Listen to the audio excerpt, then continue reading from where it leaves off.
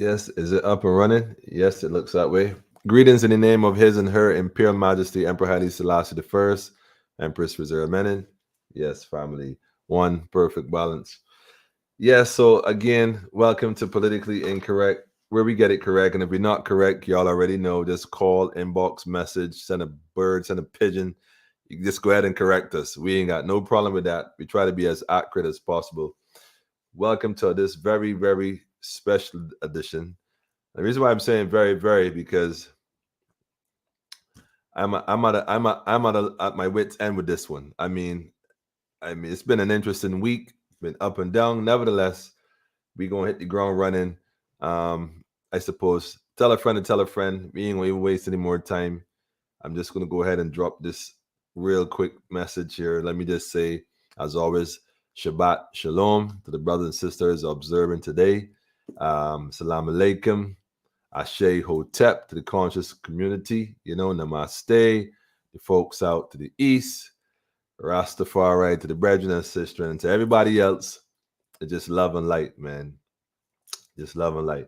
So here we find ourselves now having this conversation after all this time. But I don't want to spoil it. I have some very special guests here with us. So we're just going to get right into it because of time. So go ahead and tell a friend to tell a friend that Politically Incorrect up and running. And you don't want to miss this. I'm telling you. Go get a pen. Go get a piece of paper. Some folks maybe need a box of tissue. But we're going to get to the bottom of this tonight. We're going to deal with it. We ain't playing wrong. We're going to deal with this thing. So there's a joint I want to play. Try love, man. It's called Rima. The reason I'm playing this, man, but I explain a little bit. Just play love. Who's like there's no answer inside? Don't you know there's love? Direct light. Love. And when it hurts inside and nothing else left to try, won't you just try love? Try love, family. Just try love, man. Love. Family first. Endless sleepless nights whenever you close your eyes. So many things there to keep you down. No matter you try, can't seem to get it right. Seems like there is no one else around. Wipe the tears from your eyes. Got to trust that you will be fine. Know that everything is gonna work out right on time. When it feels like there's no answer inside, don't you know there's love, love. And when it hurts inside and nothing else left to try, won't you just try love?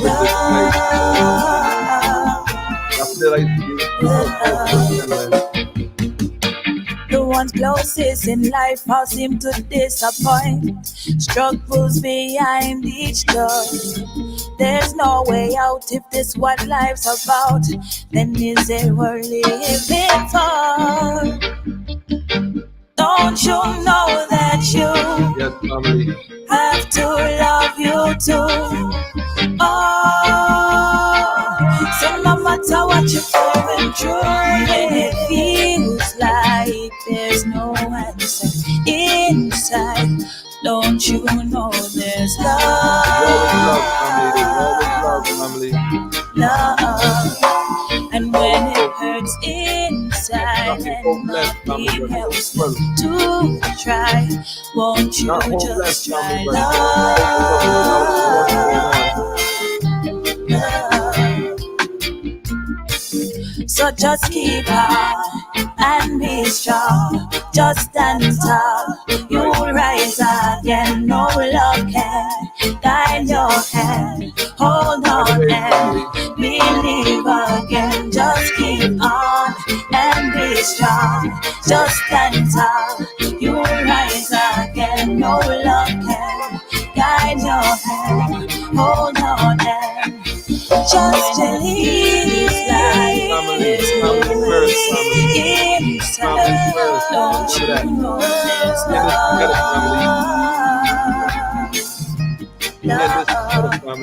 And when it hurts inside and nothing else to try, won't you just try love?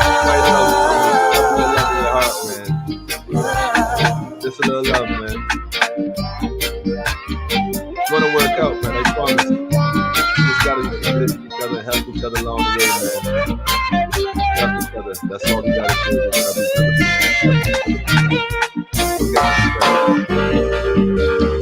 Sometimes the road get rough, you know. Part of the battle is key to the victory. But now we need each other more than ever before.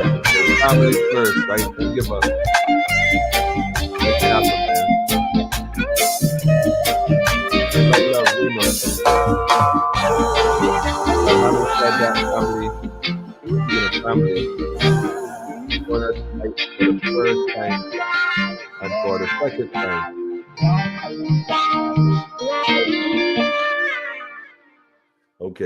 Okay, I see you.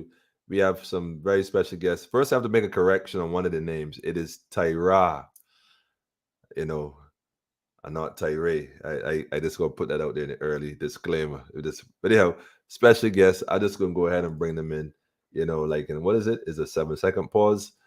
But we're gonna just jump right into this. The question is answered, man. Did Barbados legalize pedophilia? You know, what does the law actually say? I like how I play with the act, truly. And we're going to get to this, family. Give me 7 seconds.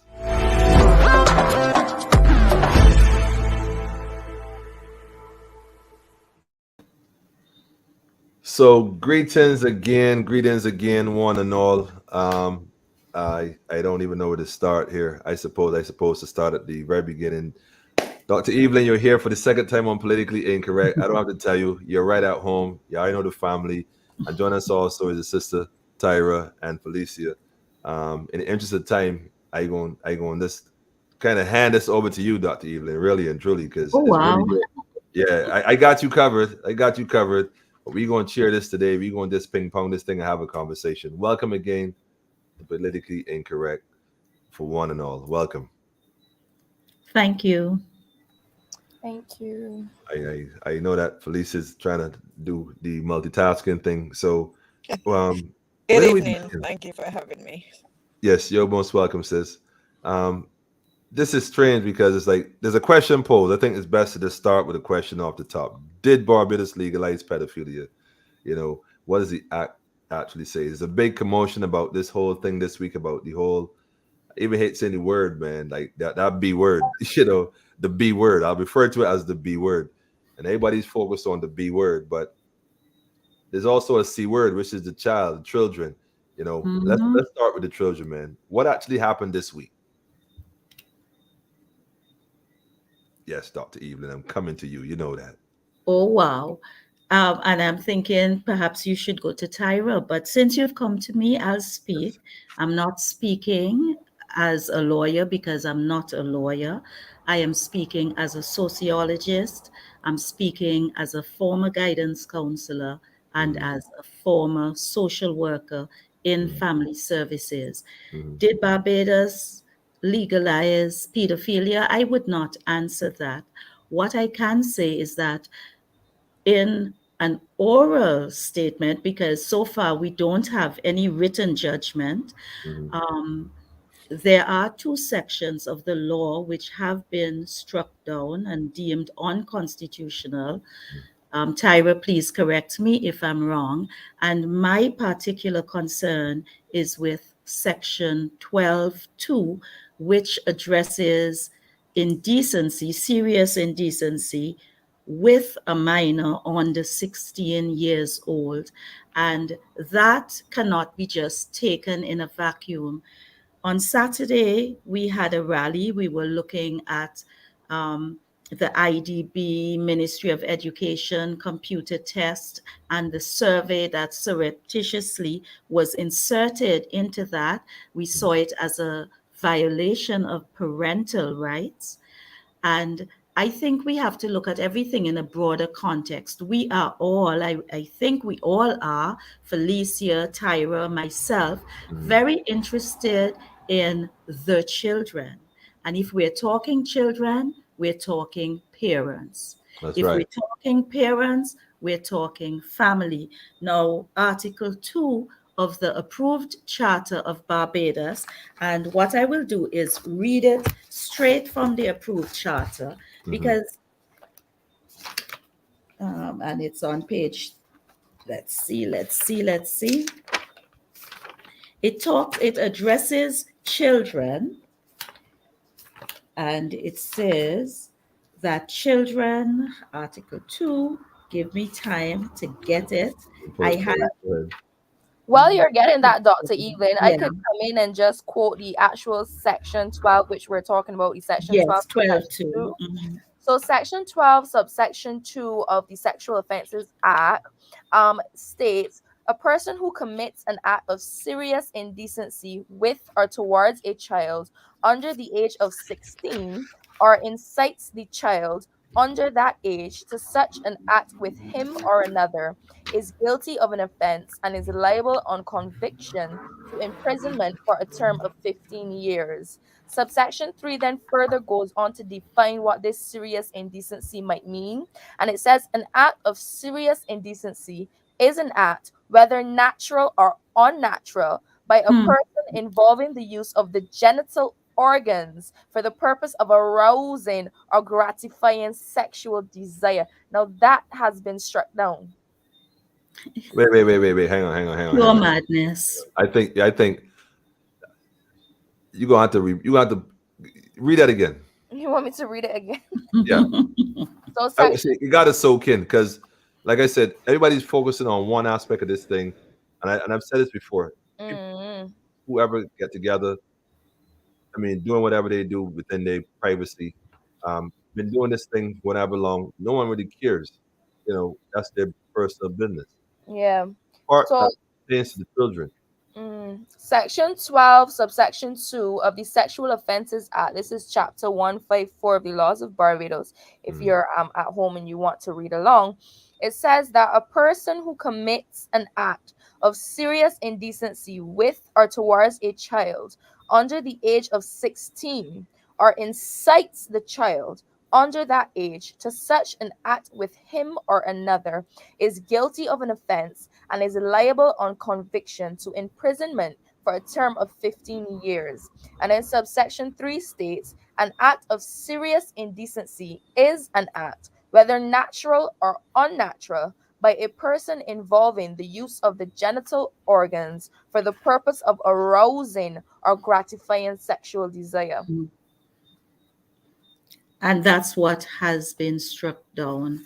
Now, if we, thanks TYRE, if we look at, this is page 7 of the approved Charter of Barbados, and in paragraph 4, it says, understanding who children are and the critical role they have in our present and future, we shall prioritize, protect, guide, nurture, heal, and love all our children, confident that raising them with such care would provide them with an example of how to raise their own children, and in effect, create the foundation for emotionally stable and responsible citizens and residents.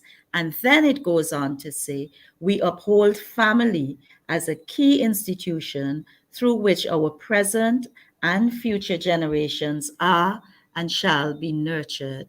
And that is where we're saying, you're talking children, we're talking family, we have to talk parents, and we have to talk parental rights. And why do I say that? Because there is a very disturbing, well, to me, it's disturbing. I guess I'm very sensitive to these things. It's a disturbing question, and I wonder what motivated the question. It's on page 30 of this book, which is the Barbados Constitution, Facts and Questions by Professor Velma Newton. And question 6 says, should chapter 3 be amended to provide the right of every child to such measures of protection as are required by the status of a minor or as part of the family, society, and the state. That question frightens me because I wonder what the measures of protection are and whether those measures of protection could also mean protection from a parent who is deemed to be violating a child's rights. And these days, it doesn't take much for persons to say this is a violation of some new and emerging human right. So that we have a huge issue on our hands. And like Felicia has been saying, and it's what I hear her saying over and over and over, in that new constitution, we have to advocate for the inclusion, very clear guidelines about parental rights. Well, let me answer this question since we're going there, because I mean, what TYRE just read, I mean, what would cause the court or the ruling to be in favor of dismissing such protection towards children? What would prompt that?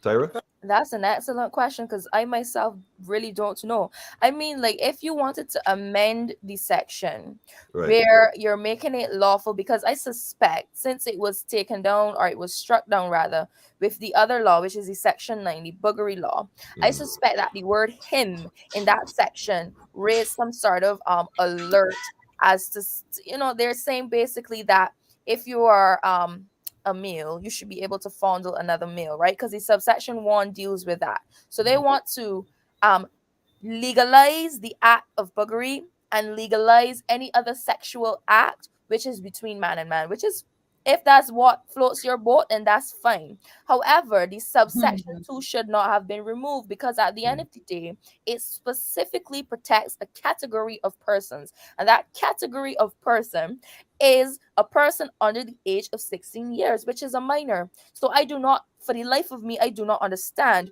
why a court would want to remove a section like that, because all you're doing is removing the safeguards which have been implemented in society to protect children. So I really don't understand it. I really don't. So I ain't got the answer to that question. Well, Felicia, you share your thoughts on this. Well, good evening again, and good evening to your listeners. And I hope the listeners take that opportunity to reflect and to ponder what is happening in these current times. There are quite a number of issues that have been highlighted in the public space and public domain.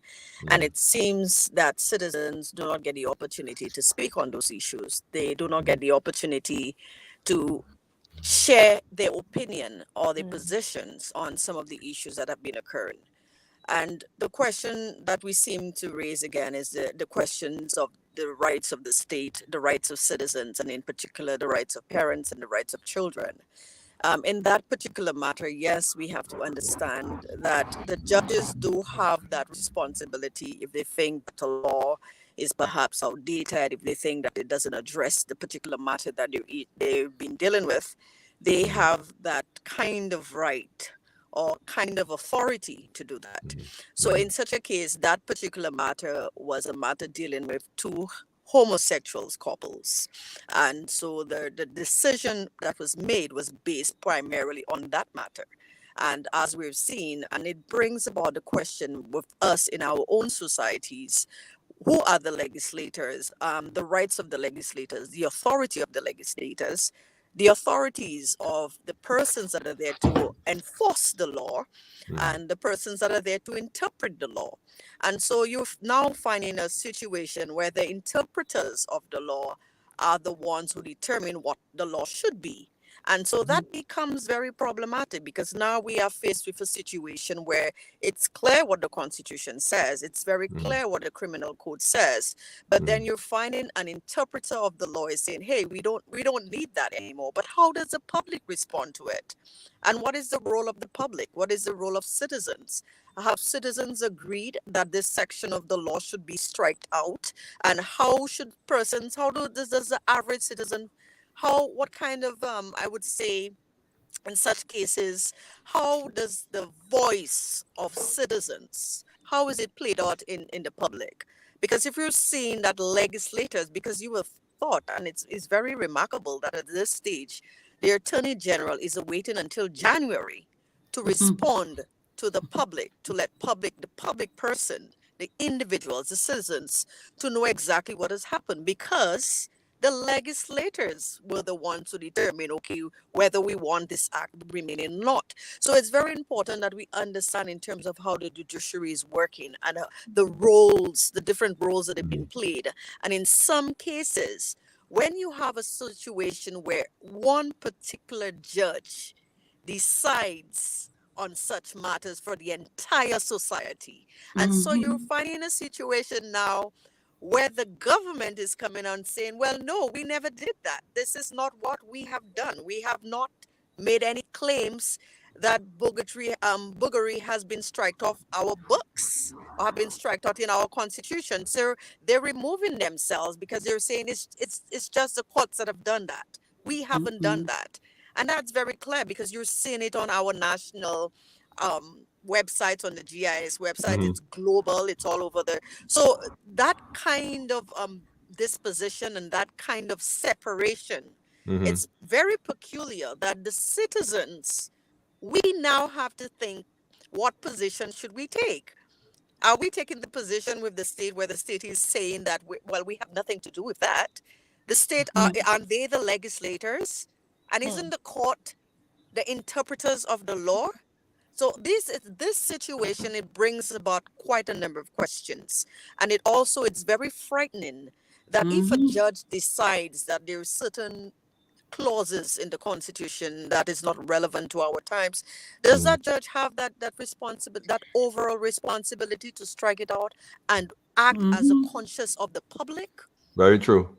Exactly. And these are the kinds of questions that we need to ask. And who are the persons responsible to speak on behalf of the public consciousness? Is it just one individual, or the individuals we elected as legislators? Well, let me pose a question here. Since we go, as a matter of fact, since we go in this direction, let me go back a bit. A few months ago, in the schools in Barbados, they had this test/survey, and of course, it came out then that apparently the survey had some questions that were kind of a bit, intrusive and a little bit malicious by themselves.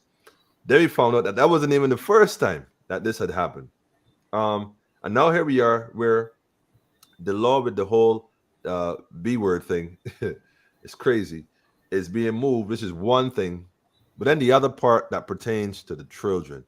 Is there a correlation between the two?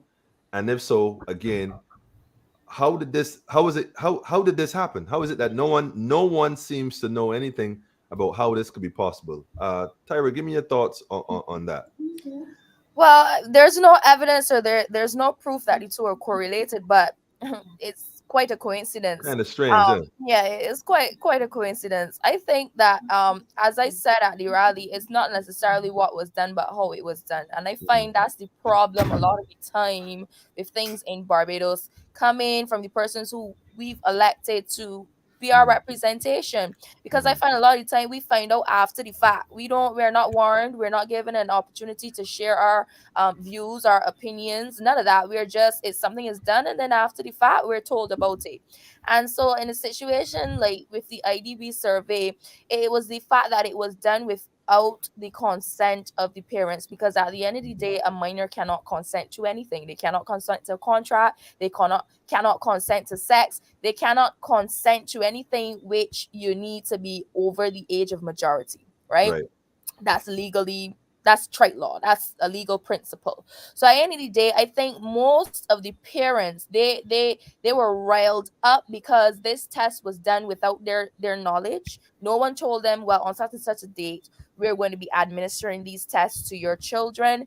They didn't ask the parents if they agree with their child being subjected to such a test. It was just sprung upon them. And then the method in which it was sprung upon them. So it was under the disguise of or I should say the facade of a test, a computer test, and the questions in the test itself, the content of that test was far from anything computer related. In fact, if you ask me, it sounded more like a test that you would get if you go into maybe a therapy session or a counseling session or something of that sort, which I strongly believe that your parent or guardian should consent to that. So I think that's the issue, that most parents had the way in which it was done. And now that that data has been collected, where is it being stored? Who has access to it? What was the purpose? We don't have any answers. People are just silent. The persons who are supposed to be giving us information, which you have a right to, by the way, according to the Data Protection Act, they've gone completely silent. And then here we go again with something that is once again an attack on children. So I don't know if it's correlated, but it's definitely a strange and weird coincidence that I must. But let me answer this question, since you mentioned the data the collection of data. Is there a legal approach to this? Because they kept saying that, well, you know, there's an act about data protection. Were there any breaches with this particular test at the time? There were clear breaches. I mean, Section 4 of the Data Protection Act clearly states that when data is processed, it must be done lawfully, it must be done fairly, and it must be done in a transparent manner. And I mean, it wasn't done lawfully because there was no consent. It wasn't done fairly because at the end of the day, there are certain things like sensitive data and stuff like that, there are certain safeguards, further steps that need to be taken when you're collecting this sort of data, and that was not done. And then yet again, it wasn't done in a transparent manner, because here you have tricking people into doing the test because you have it labeled as a computer science diagnostic pre-test, you know, and it's about mental health and about family life, which you have a right under the Constitution, the right to privacy. And it isn't breaching your privacy because you're asking personal questions, things about what's going on in your home, about the thoughts that you're having in your mind. That's not no science, no computer science test. So I think all three of those principles, which are enshrined in Section 4 of the Data Protection Act, were clearly violated and clearly breached. And in fact, the act itself ensures and it says that a person who breaches those principles could be held criminally liable. So an apology is not enough. Who is going to stand and take ownership of it? Who's going to take accountability of it? Because at any day, when you commit any other crime, right, nobody don't accept an apology. It's either a fine or time. So, or both, right? or both. So, yeah. So how comes in this instant we find that the IDB came out and wrote a little document or whatever, and then some folks came on television sometime about almost a week later, very melodramatic, quite frankly, as far as I was concerned. I applaud the acting, if nothing else. But nothing else has been said since then. Do we hold then the Ministry of Education accountable? And speaking of accountability, should then parents also start to look at their children attending these schools and wondering, is my child safe? Especially in light of this new 12.2 being removed. Is my child safe is the question. But may I say something? Because that IDB MOE survey, that was clearly wrong, totally wrong, whatever angle you look at it. But as TYRE said, this is not the first time it has been done. I have at least 3 different places where it was done. And I would like here to read some questions from an actual survey that was given to third formers by a group called Dance for Life. And that was the very same week. Okay? So here I go. I'm going to read the questions and tell me if this is not taking advantage of our children, because this too had no parental consent. Question 3 says, there are 35 questions. Question 3, what is your gender? Female, male, other. Then I'm going to go straight to question 11. Can you always tell on your own if you or your partner has an STI? And I would like Felicia and TYRE and you to comment on these questions, because, yeah. Question 12. I don't know what Felicia, Listen to Felicia question just wait. 12. She just wait like Let me, rustling. She wants to get finish tagged. all Just the tag questions, Felicia. and then you can comment. No, Is it's it just, possible? sorry. Is it possible for a girl to get pregnant the very first time she has sex? Question 13. Can a girl get pregnant if she has unprotected sex while she has her period? 14. Can a girl get pregnant if the boy withdraws before he ejaculates?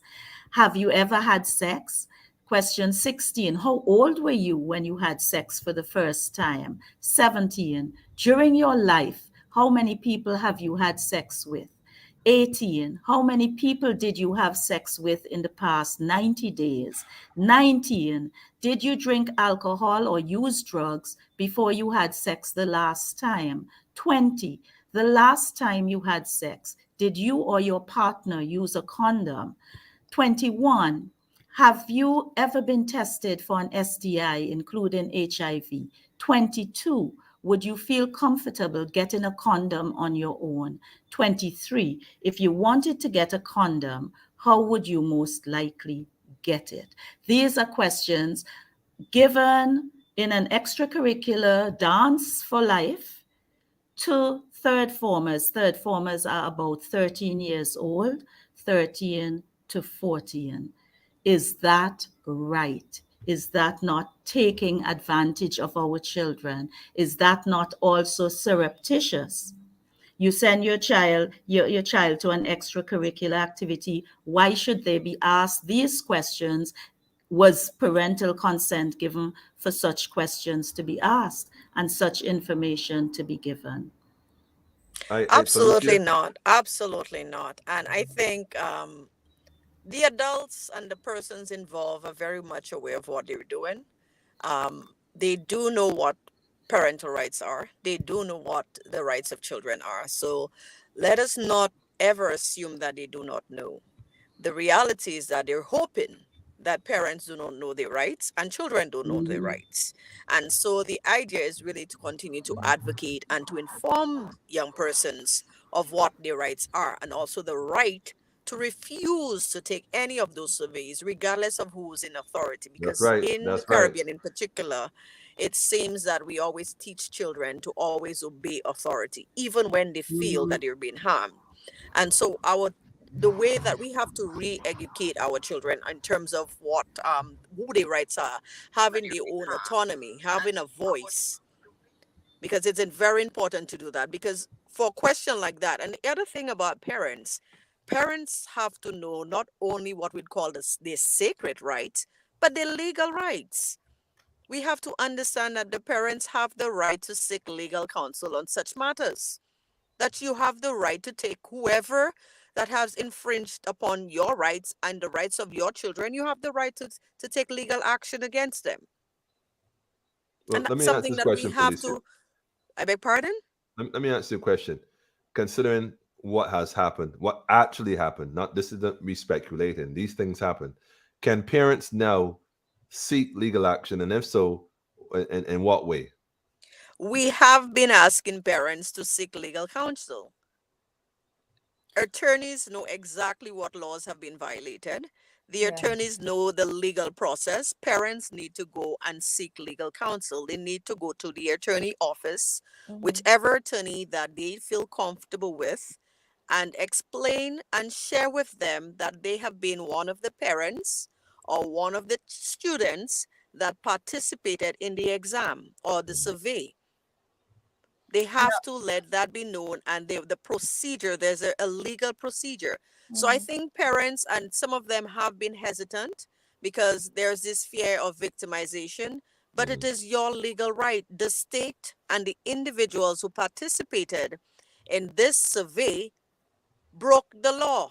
Yes. They violated the rights of the child. They violated your rights. The Education Act speaks very clearly about that. We also have to hold the Data Protection Commissioner to account. An investigation had to be made. There's several months now. Have we heard from the Data Protection Commissioner? No, they have not been an update on that. And No. Tyra highlighted in the fact that where is the data that was collected? Where is it? Very good point. They have Very good point. access to that information. So I think it's about time that and you see, the thing is, probably it's also cultural for us, that when persons do harm to us, we try not to seek justice for ourselves. But we're seeing in various societies, we're seeing different persons in society, when they feel that they have been harmed, they fight, whether it's for themselves or their family, they fight.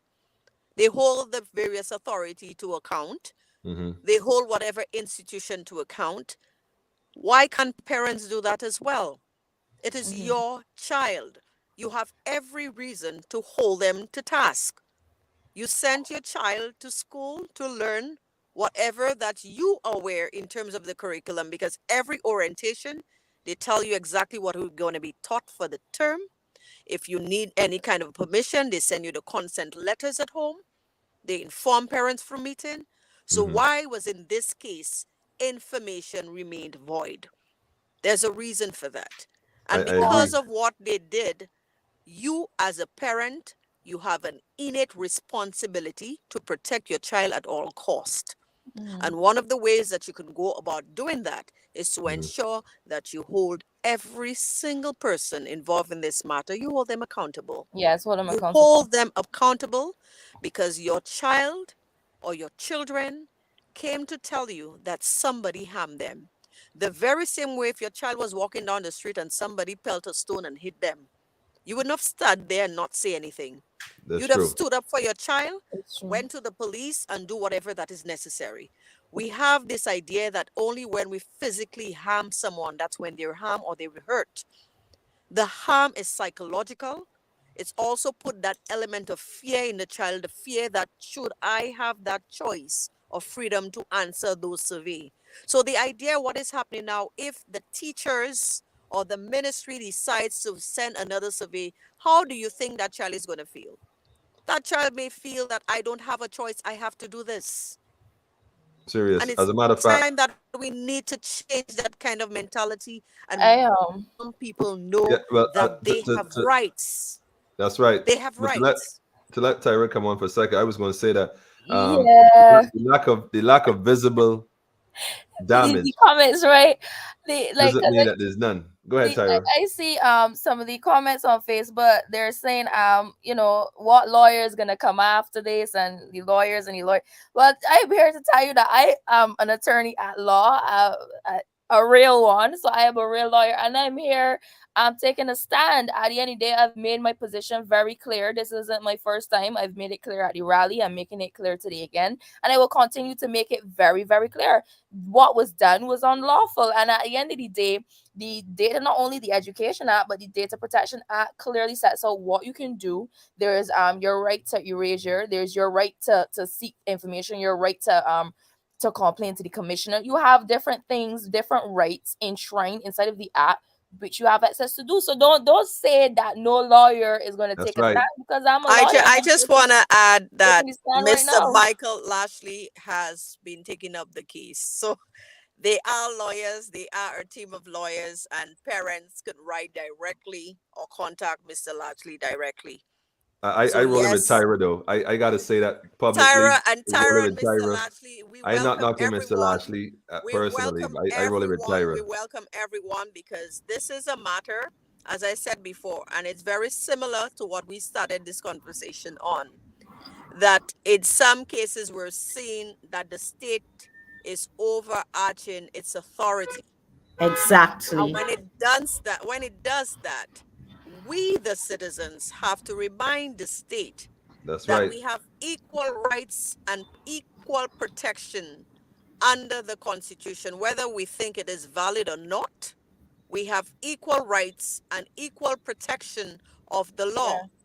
And as such, the state cannot feel at any point that it can overarch its authority. Yes. Definitely. Well, let me ask you a question. My concern, just a moment, Berelia. My concern is with the whole question of precedent.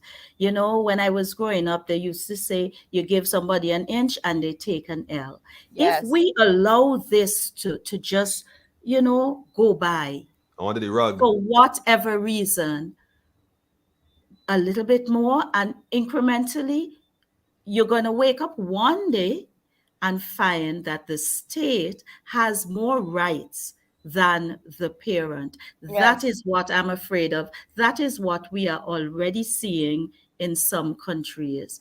The other thing is that we have to ask ourselves, and we also have to plead with the parents out there, because there are some parents who, like the person on Facebook, feels that this is not worth it, or they have a sense of helplessness. Which lawyer is going to take it? I don't have the money, this, that. They have a lot of reasons. There are others who, out of a sense of fear, will not say anything because they think we're going to be victimized in some way.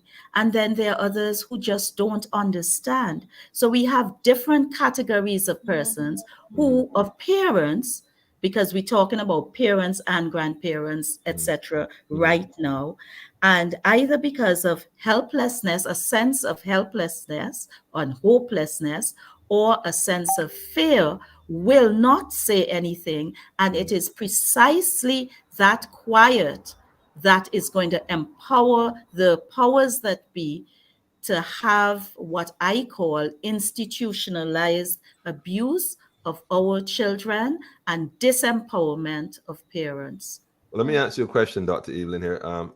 Going back to this section 12.2 and case law. I mean, there was a recent case, and even TYRE can even speak to this. TYRE.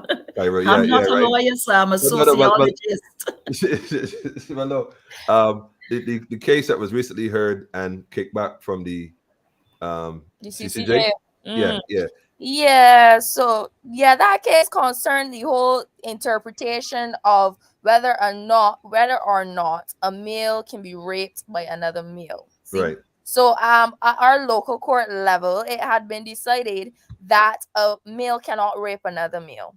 Now, it went all the way out to the CCJ, and the CCJ decided that that's not the correct interpretation. And they actually overturned the decision, and now it is being sent straight back down to the magistrate court level, the magisterial level. So, yeah, and it's funny you mentioned that, because we were talking about this earlier, because you had posed the question, what happens then if buggery is no longer illegal? What happens where a male has been penetrated by another male without his consent? What happens there? What recourse can he have to the courts?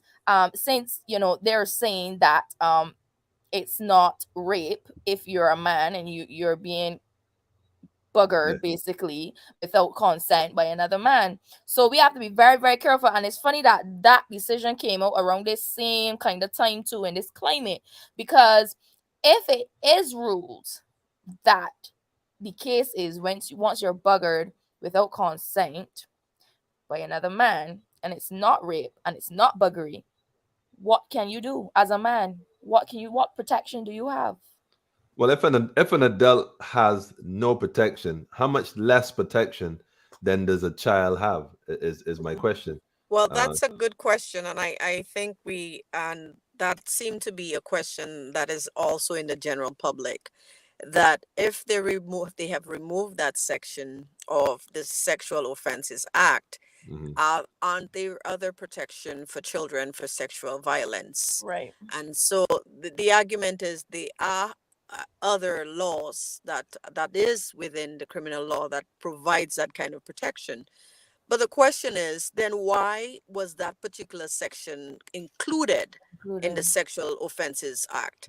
And so to think about it, perhaps we were saying, well, the persons who were sitting down drafting those laws at the time knew that they had to provide additional protection for children under that Sexual Offences Act.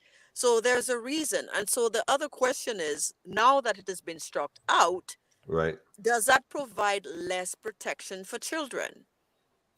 Well, I'm gonna address the elephant. Anything else that could supplement or strengthen existing act that provide the same kind of protection?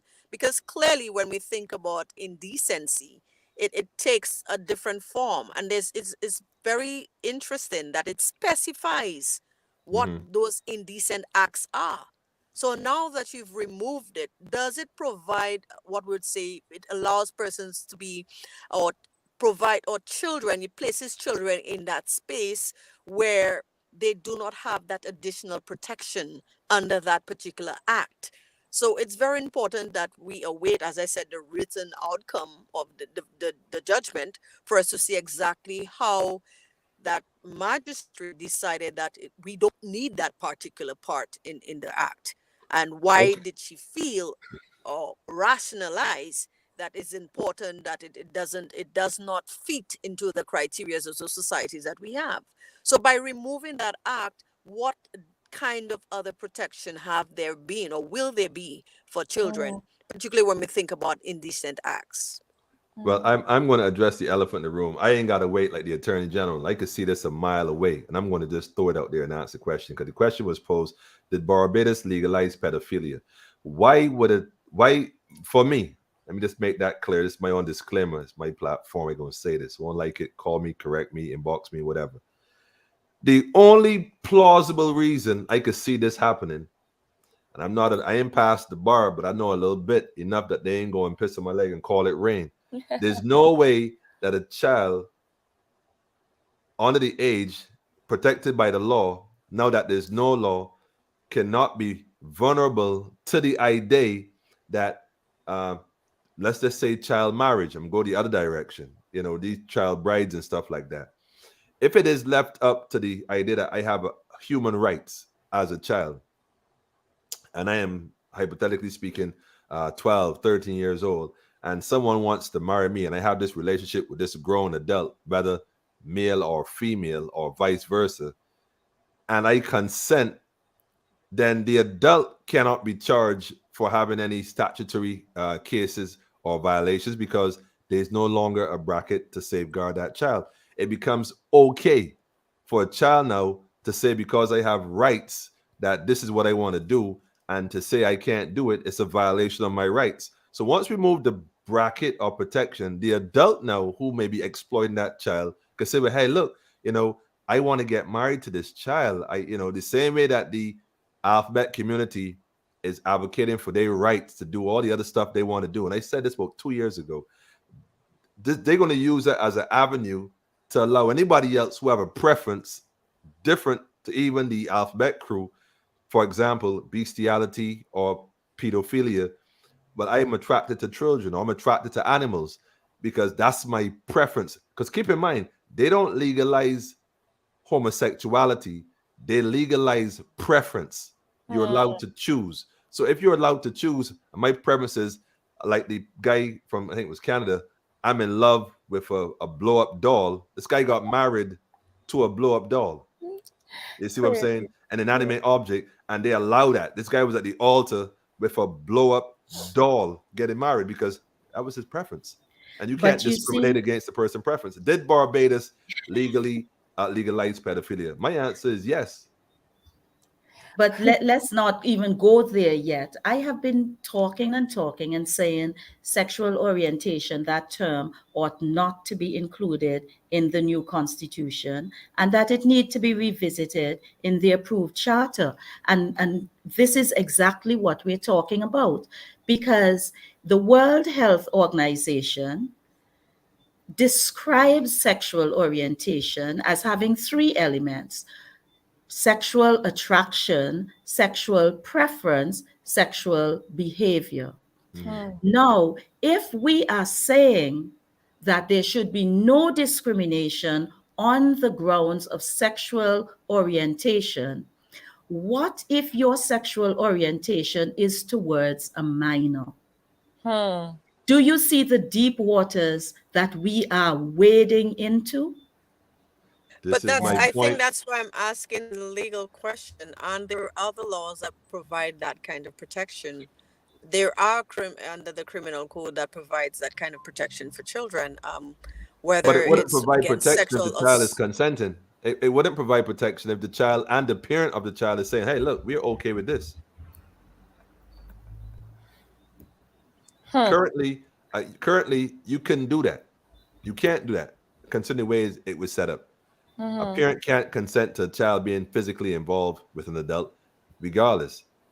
There's still statutes in place that will safeguard that child. But if you move that safety net, now then what do we have? I think it's dangerous that, I mean, yes, children have rights. Of course they have rights. But when you give children too much power, I think it's very dangerous, because as a child, your brain is not even fully developed as That's right. yet. I That's mean, the right. things that I wanted to do when I was a child, when I look back now, I'm like, are you crazy? Were you crazy?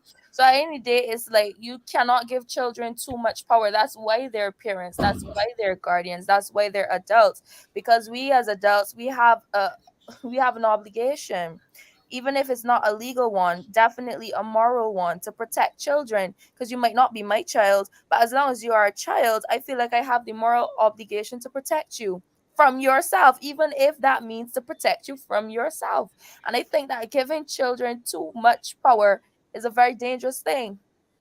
Well, Felicia, about the parental rights then, because this is really also kind of like hitting at the parental rights. Because what if you're a parent and you say to your child, I don't approve of your relationship. As a matter of fact, I got a call last week. I won't mention names. A young lady, she's 14 years old.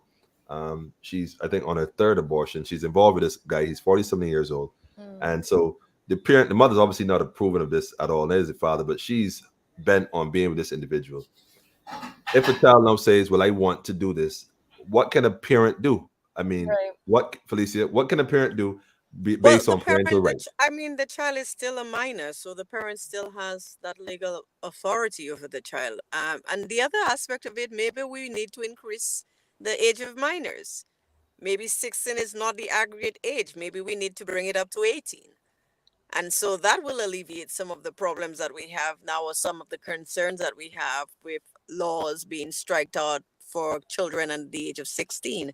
Perhaps we need to increase the age to 18, so that will assist both parent and child to provide that kind of protection. So as long as the child is a minor, the parent still has the authority, legal authority over the child. If the child continues to, I guess, be in such situations of that, the parent has various mechanisms that they can take. If you feel that the child is not being obedient to some of the kinds of responsibilities that you expect, particularly in that particular situation, there's a lot of social protection. There's a lot of social services that the parent can actually go to and get the kind of intervention that is needed. So there is assistance for such parents. So in most cases, the state will have to provide that kind of assistance in terms of helping the parents to navigate the child in ways that is not as harmful. Because in such cases, particularly a 14-year-old having various types of abortions and things of that, that's very alarming, not only in terms of the health aspect of it, but for the child in itself, the psychological effect that it Yeah. may have. So Agreed. the parent does have legal rights. The parent does have the right. And if the child is 14, the child is still a minor. So why hasn't that father, that male, been incarcerated? Why hasn't charges been brought against that individual? The child is a minor. That child has been, violated sexually on a number of cases. And so that's the other question that I have. Why hasn't that individual, the male, why hasn't that person, the child is 14, isn't that child under, it's considered still a minor under state laws? Agreed. Agreed, Dr. Evelyn. Yeah, Yeah, I hasn't, am and why hasn't wondering. the medical authorities alerted the police? This is a 14-year-old we're discussing. Like, we are the adults in the society, and we are the ones that allow our children, that allow children in our societies to be harmed. We're Hmm. discussing a 14-year-old having abortion, but we have not found out who the violator is.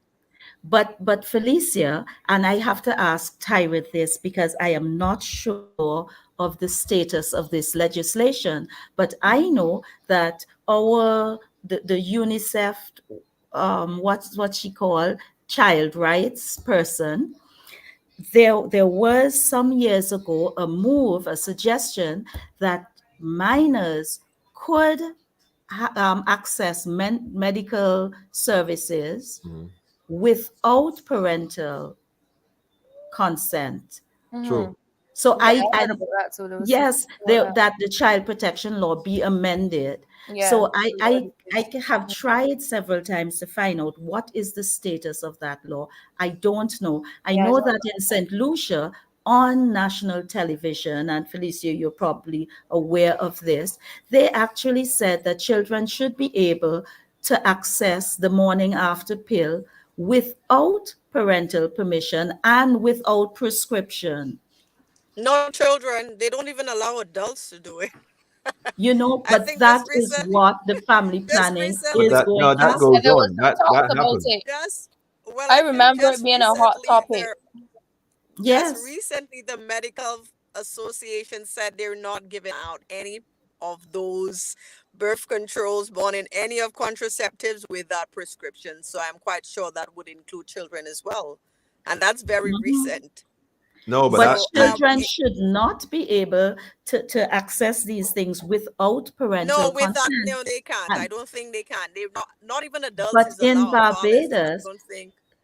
that is Barbados is exactly different. what the child, what's her official the Planned designation? Parenthood, the Planned Parenthood that Yeah. But And I think this is the what we need proposal to that was made. there are quite a number of issues that we've touched on, but again, if it's a minor and there's any sense or any proof of sexual activities taking place with that child, the law is there to provide the protection. The medical authorities have to alert the Felicia, police. with all due respect, There's right? I mean, I mandatory hear you. reporting for With all for due such respect, that you matters. keep saying the law is there. The truth is that doesn't happen in BIM. Let's be realistic. I mean, I could speak on things, man, and with all due respect, I agree with you from a position of what should happen. Yes, the What theory. actually happens in theory. Yeah. What really happens is that I mean, look at the government industrial school, for example. They talk removing laws from slave days. They still have wandering laws. They're still picking up young ladies and then probing them with these But different things. that All but this is that still has been, I think, very recently, wasn't that repelled as well? no comment. I mean, That has been, but the has it reality is that has it the been minister did spoke about that this law Wilfred? had been Ah, repelled. come on, And nah. no, I'm just saying, based upon what that has been in the public, that it has been. So if anybody has been, and any young person has been, He said that, but he said a lot of things actually. He said a lot of things. Realistically speaking, a lot of what he said is just dumb, blatant lies and the but contradictions. I the played the reality video. is that what we ought to do as citizens, and I think we need to do that. And I think Dr. Evelyn touched on it as well. Mhm. We do have people, and we do have people in our society that are not outspoken. There are persons that are fearful of victimization. There are people, True.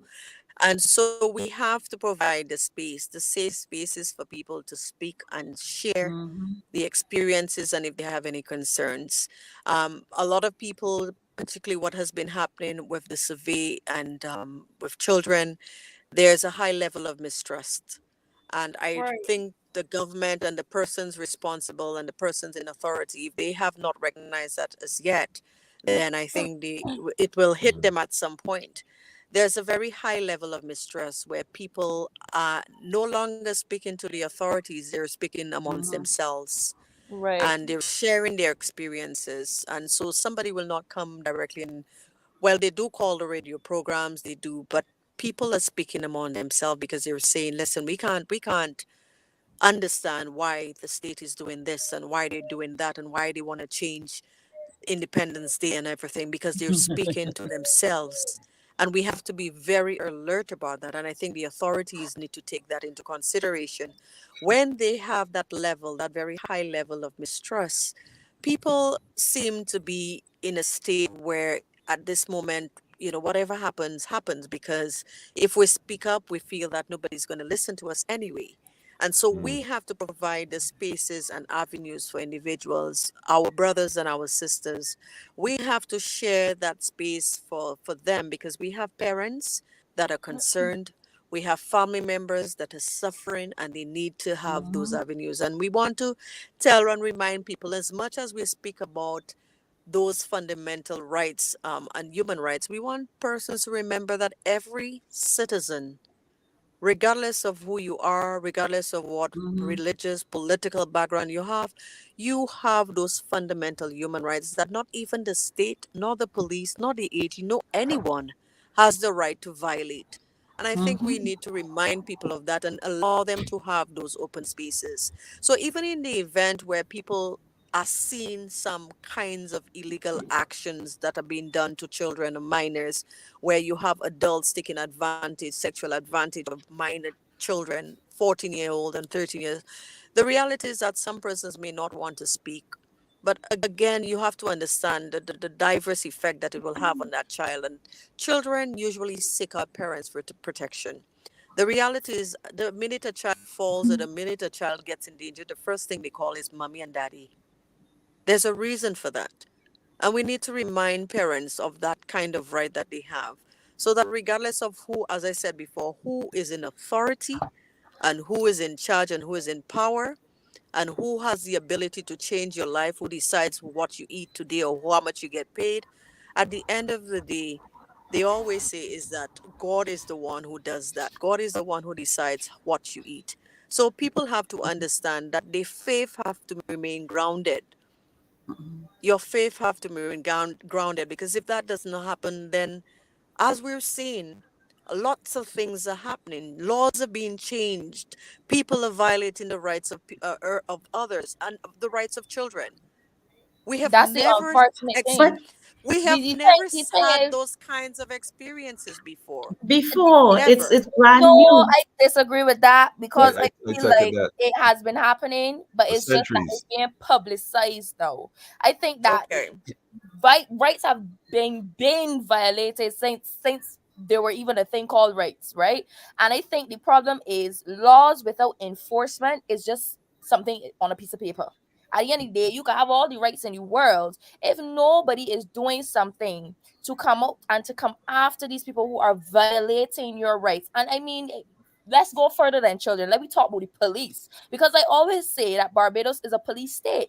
Because at the end of the day, we have rights, we have certain laws who are supposed to protect citizens, but at the end of the day, the police, they come and they breach your rights. They come in your house without a warrant, they run through your house, they mash up everything, they don't pay back nothing, they Serious. arrest you, they Serious. keep you there for 21 days, when the constitution clearly says that after being arrested, you're supposed to be presented before a magistrate court 72 hours. And I mean, people, I mean, I could go on and on. It has been happening. And the problem is, unfortunately, we as Barbadians, we have this modus operandi that we come, we huddle, we complain, but we do nothing about it. That's half of us. The other half of us, if it ain't affecting Don't us, care. we ain't care. Ain't got a Don't thing to say. you understand? So I think at the end of the day, that is the problem. As long as we have laws and there's no enforcement attached to those laws, laws will continue to be broken by these high ups, these high officials, and nobody ain't care. That's the problem. That's the But problem. we have to bring some balance to this, because the state rationalizes um, interfering with parental rights. And how do they rationalize it? The parents aren't competent. Now, it is true that you do have some parents, maybe they're on the 40s and so on, who themselves not long ago were troubled children. But that still does not give the state the right to interfere. So I remember when I read, and this is years ago, that whole it was something sent to social workers about amending the law so that children could have not abortions, access to sexual health services without parental permission. Access to sexual health services means treatment for STIs, buying contraceptives, having abortions, etc. Now, the rationale was that some Without parental parents would consent. Without parental consent. You need to stress on that. without parental consent. And the rationale was that some children can't speak to their parents, and some parents would end up abusing the children and this, that. And there was one whole, it sounded rational. But we have to consider, yes, there will always be those cases where the parent really does not have the skills, etc., to teach a child or about sexual matters, etc. However, there are a large number of parents, and not just parents, but the aunties and the grannies and the uncles and so on, who are quite capable of speaking to their children. And that's where I draw the line. You cannot go into a classroom with 30 children, maybe 5, 6 of them are sexually active and 1 or 2 of them have had abortions, etc., and then simply throw out a survey to them that normalizes sexual activity and makes it, as far as I see, they're almost inviting you and inciting you to be sexually active. If you ask a child, how many times have you had sex in the last 90 days? A 13-year-old, what are you suggesting to them? Right. You know, it is not right. And parents, any parents listening to this, you need to stand up. You need to speak out. You need to say to your children, if you ever get anything like this at school in whatever subject, because right now, and this is something that in Family Faith Freedom we'd written to every single MP, and we explained that all of this sexuality education is disguised. Some of it can be disguised in all kinds of subjects. It means then that the parents need to let their children be aware and to say, if you ever have anything, any survey to complete, don't just go to the principal, call me, I will come. You know, we have to learn to stand up for our rights. And I think that that is what, you see, we've been comfortable for far too long. Wow. Things have gone well for far too long. And so we're just complacent.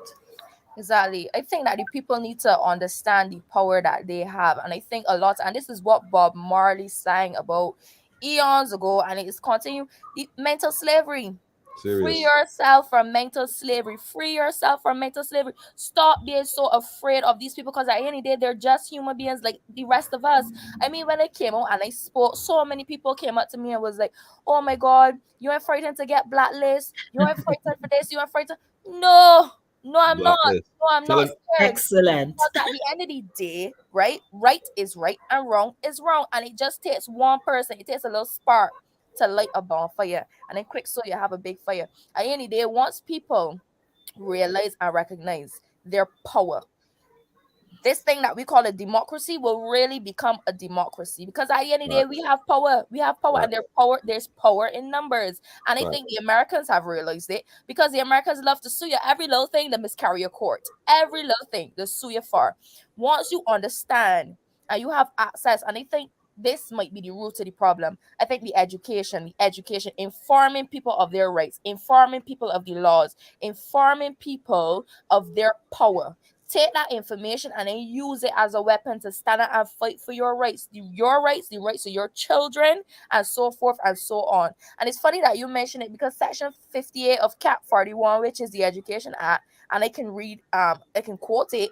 It says the minister, which is the Minister of Education, shall, which is a mandatory word. It means must, right? The exercise of his functions under this act have regard to the general principle that so far as is compatible with the provision of efficient instruction and training and the avoidance of unreasonable public expenditure, the wishes of parents are to be considered in the education of pupils. So now this is just a fancy way of saying that the minister must have regard to the wishes of the parents when they're educating your children. It's there in black and white. So if it is there, it is a law.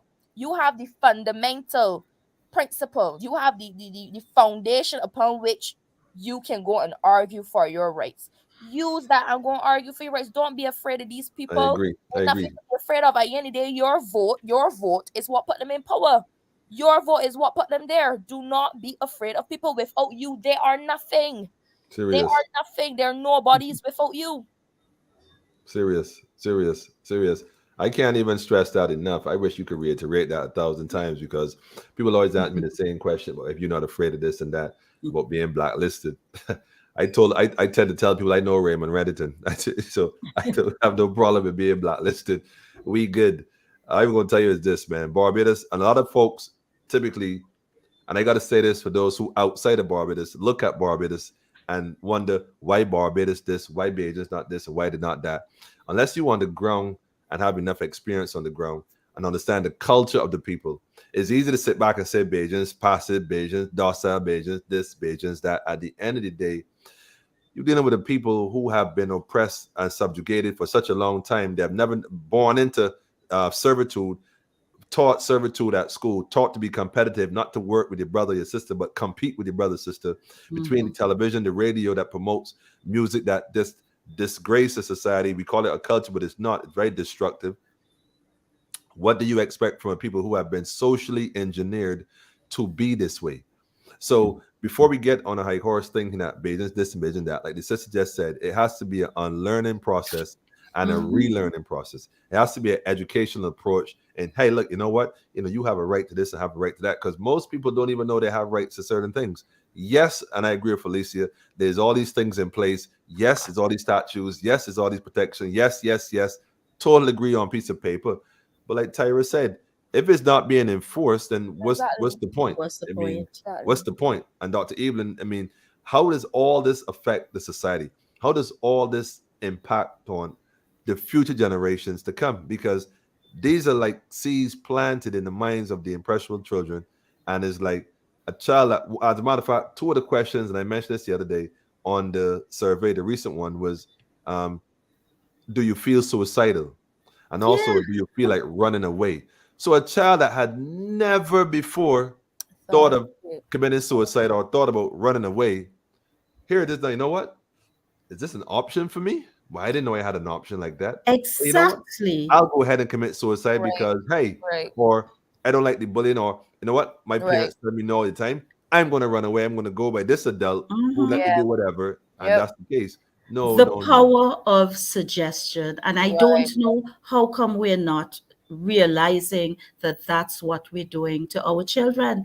I mean, my heart bleeds for the children and youth of this nation because they're up against so much. Now, we have to do what we can do because there is so much that we cannot do. We cannot easily change social media and the kind of programs that are coming out, even as children's programs on Disney. We can't change a lot of what's going on in the international community. But we must change what is going on in Barbados. And why do I say that? Barbados is really tiny. We have a small population, I think around 290,000 or thereabouts. Our the population replacement rate has been low for a long time. We are at 1.6. Now, why you think that is? Why? Ask, because well, a lot of it, some of it is due to that 1983 Medical Termination of Pregnancies Act. Some of it is due to different social developments and so on, a different mindset of career women who don't want to have children. There are lots of things coming together. The fact is, whatever they are, it threatens our society. And for a long time, we have had a shrinking productive sector. So I am looking long-term now. I am looking at the Barbados of tomorrow when I will be with the Lord long time. You know, so here you have children who are supposed to be our future, and we are messing with their minds. We should be loving them. We should be creating an enabling environment that makes them love themselves, that helps them to be creative and so on. We're not doing that. For example, what are our children up against? Dysfunctional families, a lot of fatherlessness because we glorify our culture which for a long time is just, this man goes and he has a child with this woman, and we ridicule the idea of the nuclear family because it's not we culture. But as a sociologist and as a former social worker, I know the pain that it brings. I know the number of children. Sometimes I used to call them children of no fixed place of abode, because they're spending 3 days in the week with mommy and her new boyfriend, 3 days with daddy and his new girlfriend. They have children, they have siblings in about 3 or 4 different homes. It is horrendous. It is heartbreaking. So you have the fatherlessness and the problems that come with fatherlessness. You have single parent households. Most of the single parents are women. You have intergenerational poverty. So you end up with some neglected children because the parents are, or let's say the mom is working so hard that she has no time and she's always frustrated, and then the children are exposed to abuse. So all kinds of, then you have the visiting fathers and all kinds of birthday fathers, sexual abuse, etc. This is what our children are up against. Apart from that, if we look at their physical health, we have 30% of children who are obese. Okay? They're not eating well. I have seen a mom giving a fish cake to a baby, and I had to intervene. But our children are up against so much. And here we are robbing them of their childhood by telling them about all of these introducing them to all of these adult topics when they're not ready. Their minds are not developed. Ready. Nope. I mean, until 25, your brain isn't really fully developed. Exactly. So why, and you don't begin to develop sexually until those preteen years. So why are we telling young children, why are we introducing them to all of this sexual this and that? The Caribbean Development Bank and UWI in 2016 got together, and there's this curriculum called Gender Socialization in Early Childhood Development.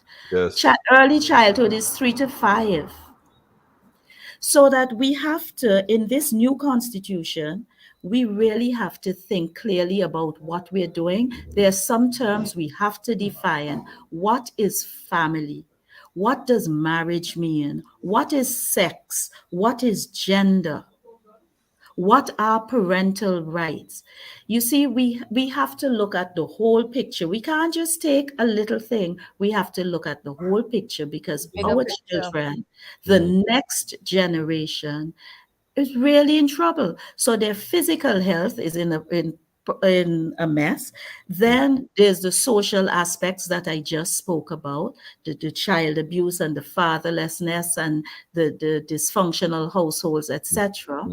They do not have a moral compass.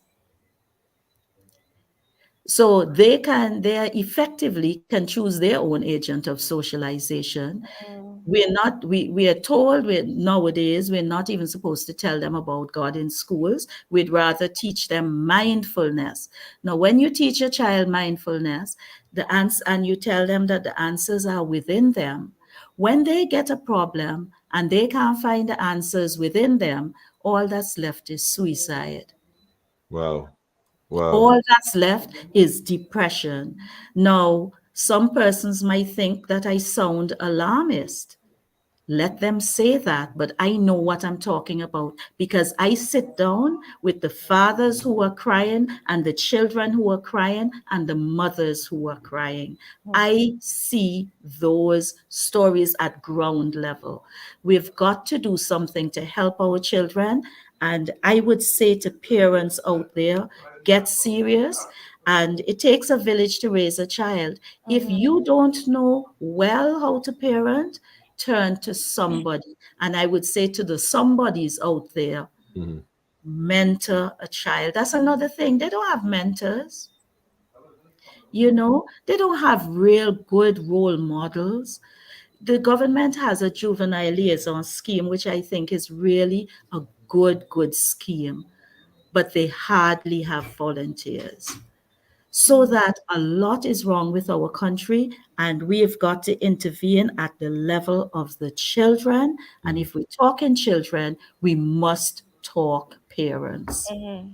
Well, if I may, I'll say this. You mentioned a few things there, and I agree wholeheartedly with most of what you said. One of the things I may not quite agree with is the government don't really want to help the children. And I could say that with authority. Barbados Youth Action Program, BAP, we've been volunteering. I mean, over a decade, 10 years, over 10 years, we've been going into schools, volunteering to do stuff, because they never gave us $1 for gas. And when they did offer us some money, we had to become informants in order to get the money. It was like, well, nah, we ain't doing that.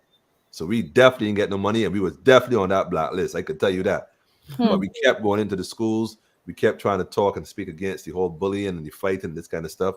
And we was working right through. We went into the GIS, went all over the place. And despite our efforts to give a mentor and be that voice, they never once, and this is both administrations, so I ain't even point at no BLP, DLP. I'm just saying we was there for all. And despite all, we had to then basically decide on our own to chart our own course forward. And so, yes, there's programs the government have, and I don't doubt they may have started with good intentions, but the road to hell is paved with such ideas.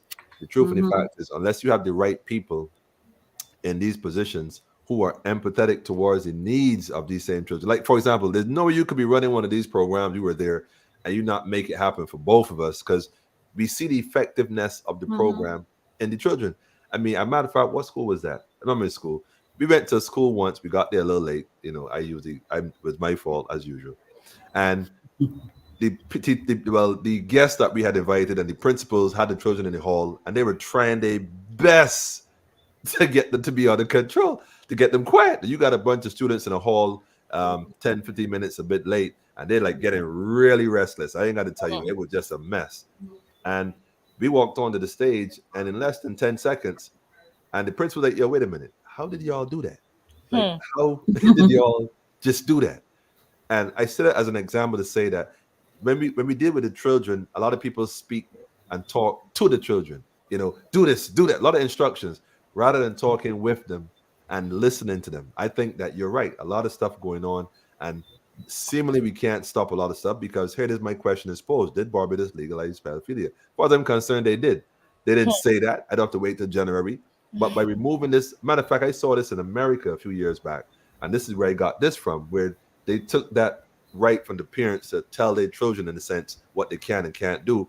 Now you got some young guy. There was a big video on him. A little young guy. He was in the transgender thing, dressed up like a little girl, whatever, and he wanted his rights, and so he could go and do whatever. Now again, I know some people who are of that community personally, by passing or whatever the case may be, that agree that, yo, this shouldn't happen though. Like, that's their choice. But this is, and they totally agree with what we are saying, that you shouldn't do it to children. So this is not an attack. And let me just say this as another disclaimer, please. Nobody paint no rainbow on my van, nothing like that. I don't have no issue with whatever flag flying, however you want to pretend and put on clothes. That's your business. Your business. Exactly. No issue with but that. Don't pass it on to the children. Don't teach them that. Say I can't force my Rastafari on you or your children, and you ain't liking that. It's the same thing in reverse. You know, let the children decide on the exactly. You know, let them grow up, you know, and have their own choice rather than trying to manipulate their decisions. You know, I think we've come a long way. Because you see, we say when it comes to God and faith, we say don't impose your faith on your children. But when it comes to sexuality, we're imposing all kinds of things. And we're telling them about risk avoidance. I mean, about risk reduction. We're not bothering with avoidance, because we assume that our children don't know how to control themselves. That's Let me go one step further, man. This might be borderline, because they always call me racist and all kind. I get called everything under the sun. Why are we not hearing an outcry from the Islamic community?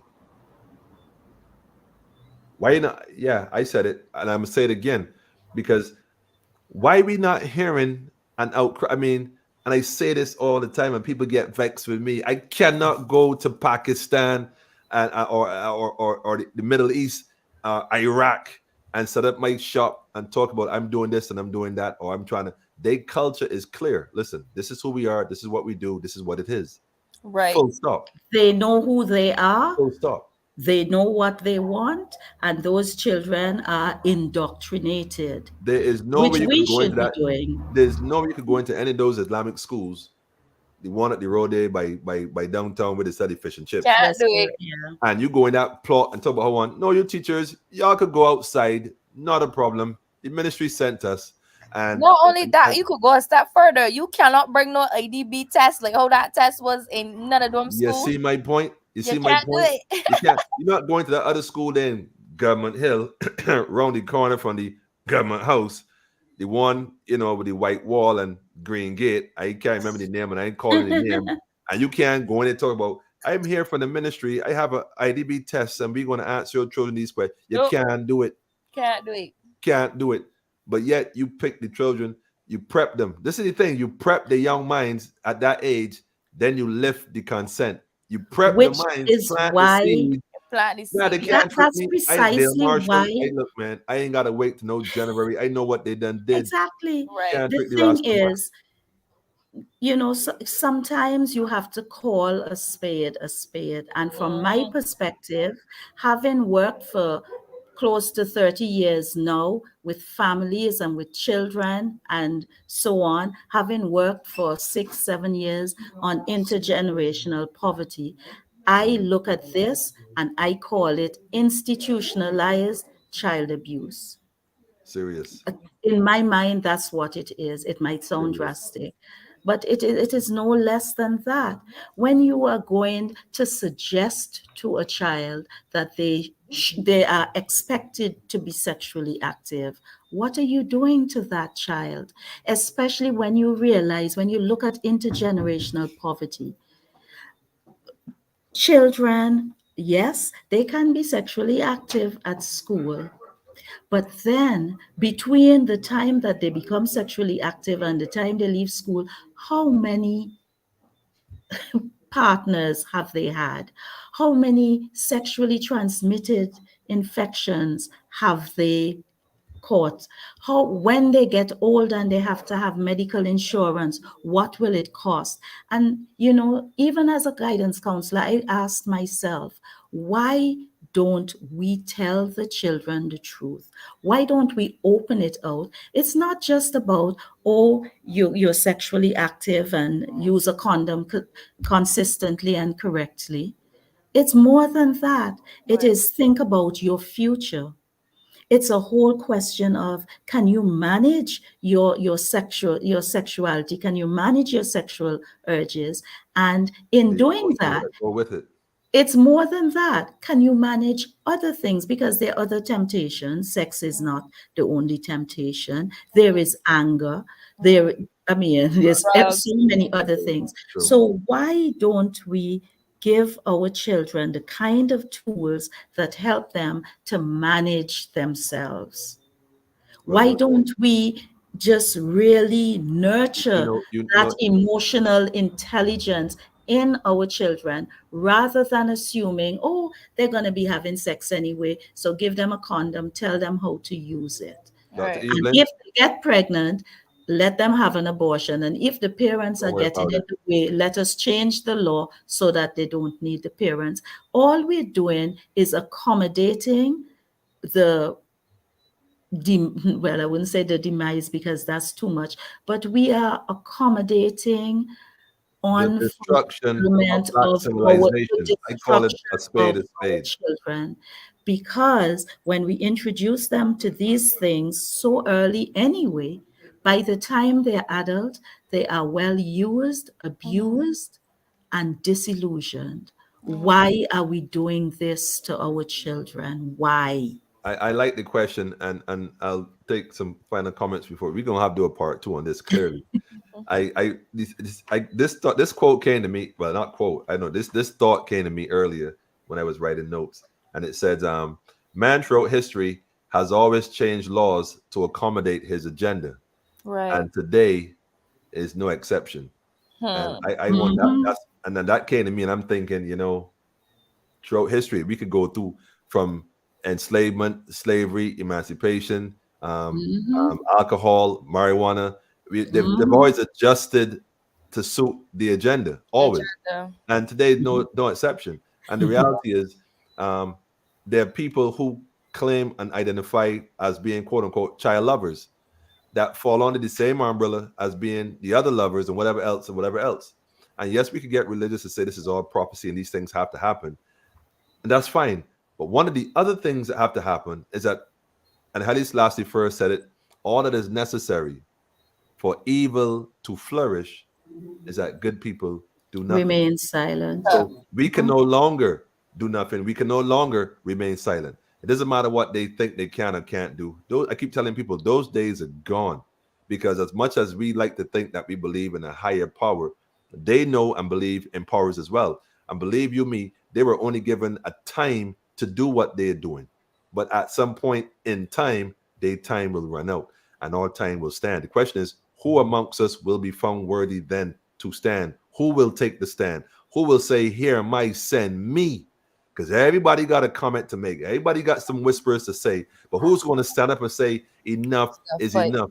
That's the question. So we all got to search ourselves. We look at our children. You ask why. I am glad these things are happening. Not from a good perspective, but from the standpoint that it's been going on too long.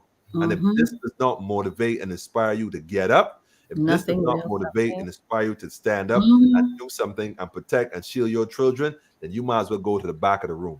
Don't even have nothing to say. Nothing. The reality is, this is not for the faint at heart. Right. Children are under attack, and there's no way we talking about future. There's no way you talking about yourself when you get older. There's no way you talking about building a better nation and you're not investing in the children and the safety of the children. What are you talking about? What are you talking about? Exactly.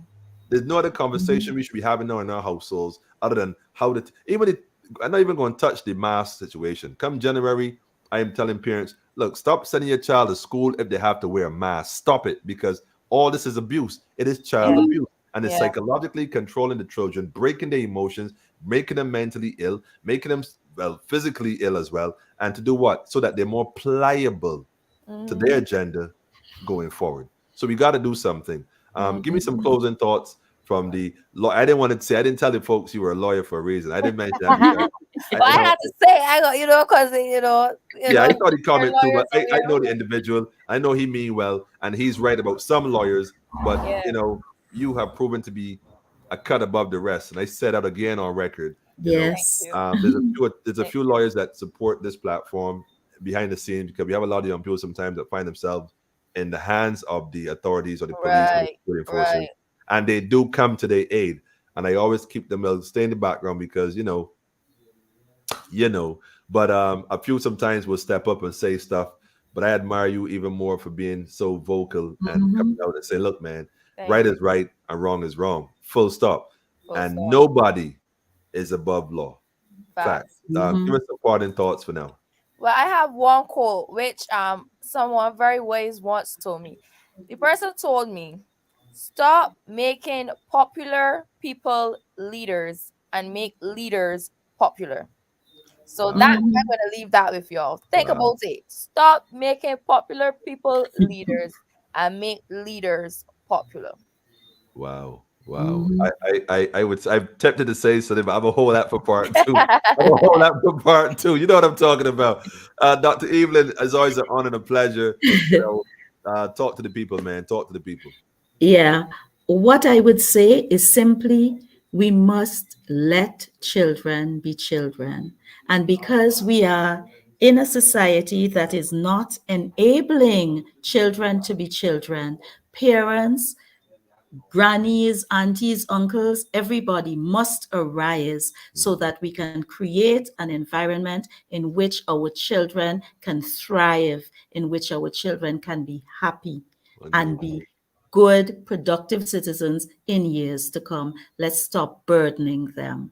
I totally agree. I totally agree. And if I myself have to add a thought, it would be to say thank you to all of you, including Felicia. She had to leave early.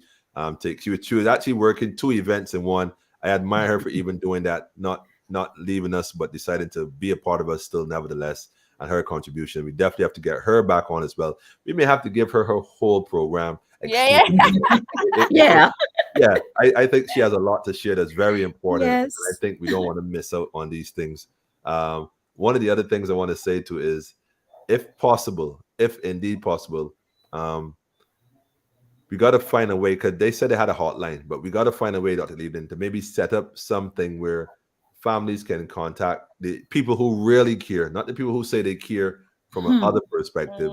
I won't mention any names with that, but those who generally care on the front line that put in this work. Let's find a way to make that happen. So we'll talk about it in the upcoming days, and definitely we'll the way to go forward. Amen. I want to thank you all for joining us on Politically Incorrect. Family, I ain't got to tell y'all what to do, man. Shut up. Nothing but kinetic love, nothing but kinetic energy, prosperity, health, happy holiday for those who observe it. You know, although as a Rasta man, you know, people say, well, I celebrate, I promote these things. I promote life, man. And everybody's not where I'm at. So I can't fault you. I used to put up a Christmas tree in my mother's house when I was young. So, you know, I don't, you know, we grow. Let's grow together and stop being judgmental. So thank you all for taking the time. And we look forward to part 2 of this rebirth of Barbados, because it has to be made over. It has to be a makeover. We need Barbados need a bush bath, a haircut. A bush bath, a haircut, and some new garments, because all ones are clearly soiled. Clearly, it needs a head to toe, a complete bush bath, man. We want Barbados. We need to be turned right side up. Yes. Yeah. So let's prepare ourselves for what's to come. But thank you all for coming again. And thank you for having us. It was a pleasure. It was my honor, good evening. Really and truly. Okay. I can give you all the same second.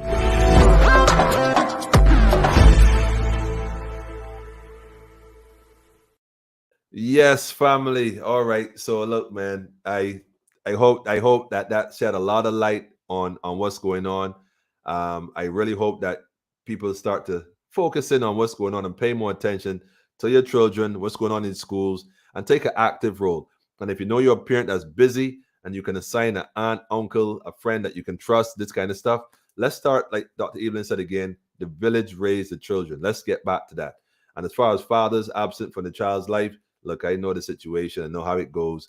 Do your best to be involved, not just be a birthday daddy. You know, like you only show up on birthdays for pictures and a gift, a little cake and a little drink. Nah, we got to do better than that. We got to do better than that. You know what I mean? We can't allow our children to be this exposed and this vulnerable and they could just walk in and snatch them. Nah, we're not dealing with that. So it's a season to step up, not just in talk, but in action. Let's raise our frequency, raise our vibration. Let's become those that figure that the child can be proud of, that the family can be proud of, and restore the family, because the family is really on the attack. That's what this is all about. Break the family, you break everything. Let's focus on restoring the family in order to restore everything. I thank you, family. Man, this was dynamic. I have a video. I want to a song, I should say, because it's not a video, but I want to play this as well. I am compelled to do so. You know how it go.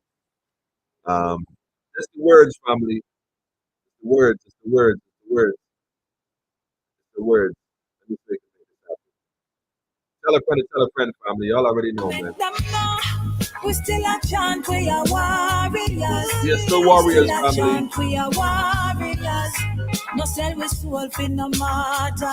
We're not selling our soul at all. Not for sale. Up on the road, we are warriors. Yes. When we in a room, we are warriors. No matter where we go, we're warriors, man. And I chant them down. Babylon a thief, you know what watch the wicked now get the lead. Tell a friend, family. Them can't come defeat. Where me drop on the beat, Babylon take a seat. If you not study the past, well you're bound to repeat. Tell you it's a real honor to spread the message of the people in a queen manner. Spread the message, family. Tell a friend, tell a friend. So we run them with a red and gold and green banner. We tell them we still a chant, we are warriors. Warriors don't die. Still a chant, we are warriors. We got fears and agenda, family. Rise to the occasion, family. Where we want the flame in the night. Out on the road, we are warriors. When we in a room, we are warriors. Yeah, we dash up everybody that's tuned in, stay tuned in. Babylon a thief with no one. From a different card, them can't stitch it. Paint them picture and me know Alex, me can't you. limit. Them a talk unity and know them not live it. Bigger parts of the problem, so me have to start sing it. When it comes to people, them is space free. Chemical and plastics in the food, them a feed. How to lose the consciousness, them never teach we. Don't sleep, we wake up all and now you know One people, family. We still a chant, we are warriors. Yes. Still a chant, we are warriors. Warriors, family. We tell us one thing no matter. Where we want the flame, it no matter. Out on the road, Day by we a are great day, you gonna set it up, warriors. man. When we in a room, we are warriors. Yeah, we dash a fire and a chant them down. Babylon a thief, we no want them burn. No hesitation. No see the system of big corporation. About love, no family. see the working class That's on love. the plantation. Love your Put children. the Give them a guns hug, in a kiss heavy them. rotation. Show them Oh, affection, what a man. more. No, them no nice.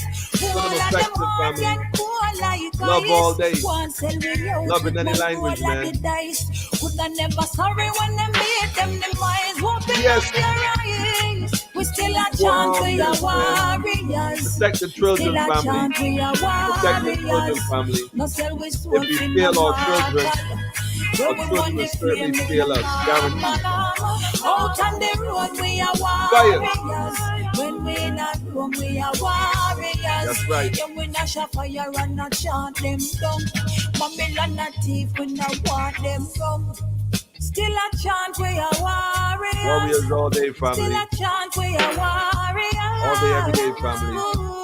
Chant Hailey the Selassie first, Empress was there, man. Yes, family. That's how we go, man. One perfect On the balance. road, we are warriors. Enjoy the weekend, family. Just enjoy it, man. Love is love. Love is love, always, man. Yes.